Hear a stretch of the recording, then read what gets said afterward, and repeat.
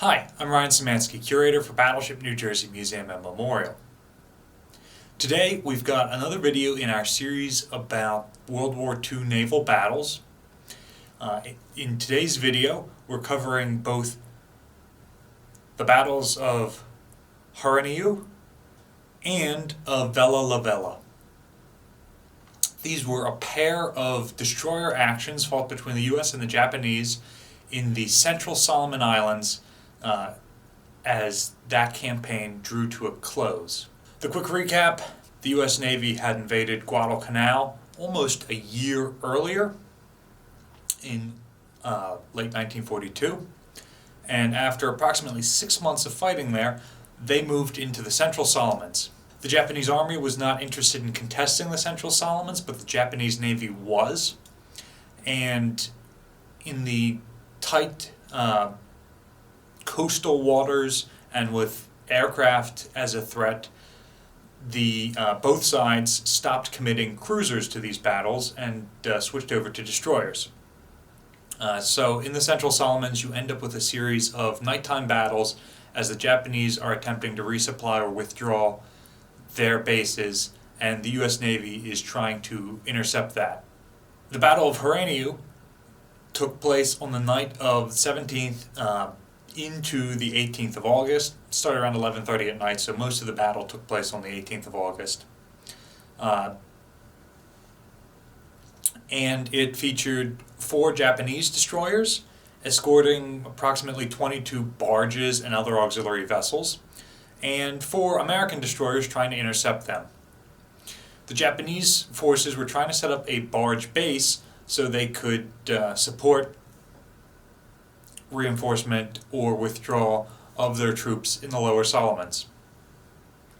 These barge bases in the area would allow them to hide supply movements from Allied aircraft which flew overhead during the day.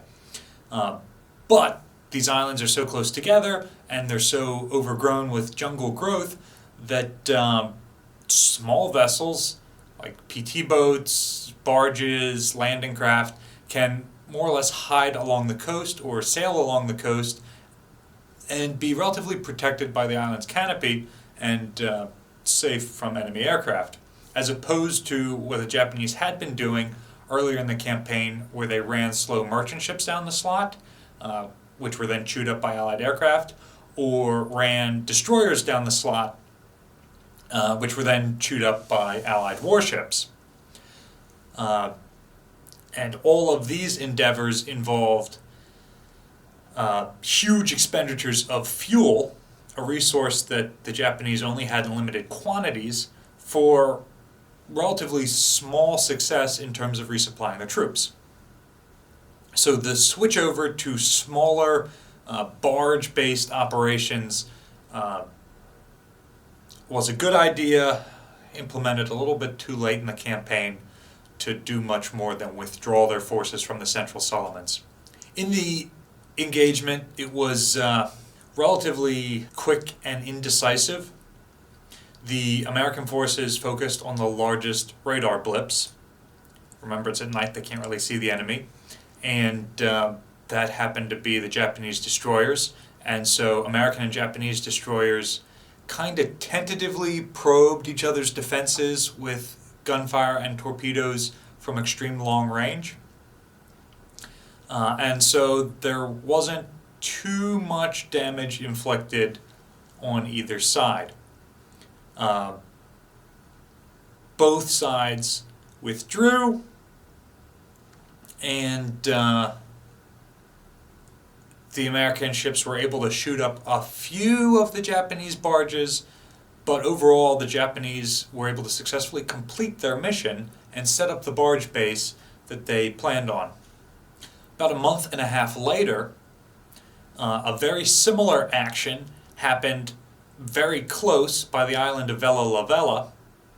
And again, this is part of the Japanese withdrawing from the Central Solomons as the Allies advance through and take the main airfields and bases that the Japanese had been trying to defend. And the Americans are working to isolate the main Japanese fleet base in the area, Rabaul, while the Japanese are trying to buy time before that happens.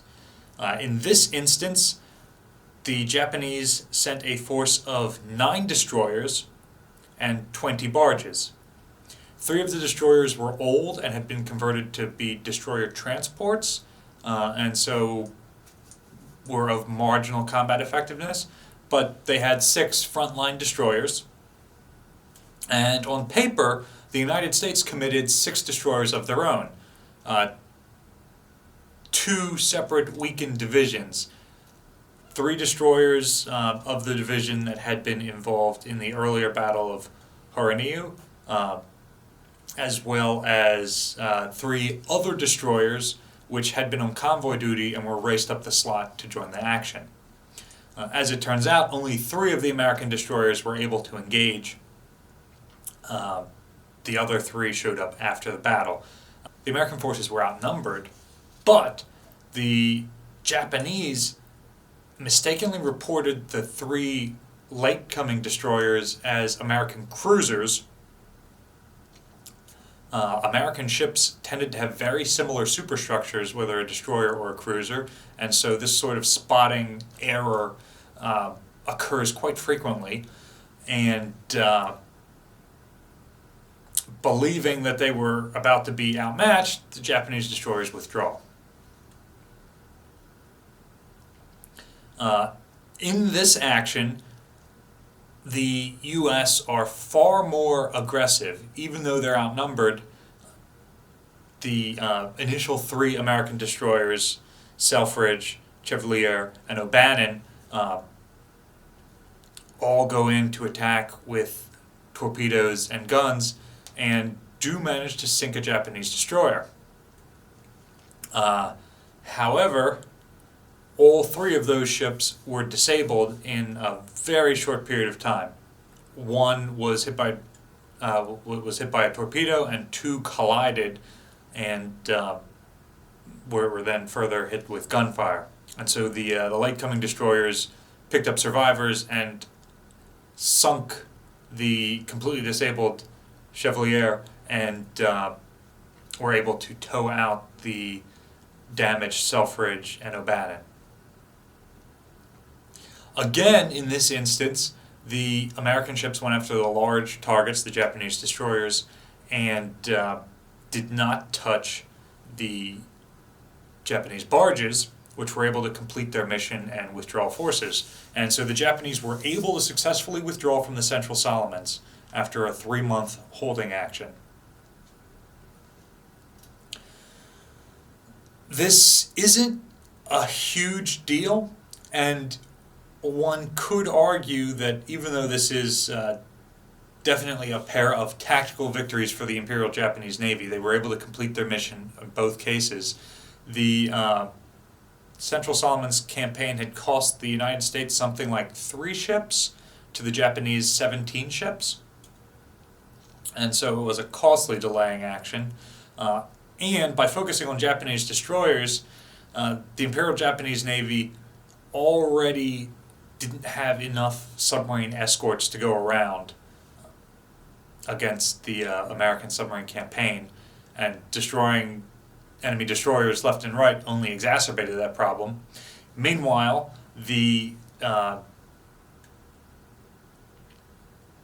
Japanese were able to withdraw their forces successfully. However, these forces were withdrawing back towards Rabaul, which the U.S. wasn't actually going to invade. They were just going to isolate and blockade, and so the Japanese could withdraw all the forces they wanted. They were just going to be isolated on a different island. So these 2 actions further show that the U.S. is getting more aggressive in night fighting and trusting their nighttime technology more. And American destroyer tactics finally start to catch up with the Japanese tactics. To this day, both navies maintain destroyers as the primary basis of their surface fleets. Thank you for watching. If you have any questions, drop them in the comment section down below. If you would like to support the channel, check the description below for the link to our GoFundMe campaign. Anything you donate into that comes back to the museum and our YouTube channel in particular. The museum is funded in part by an operating grant from the New Jersey Department of State. Remember to like, share, and subscribe. We are trying to put out new content multiple times a week, so make sure you get notified when that happens. And thanks for watching.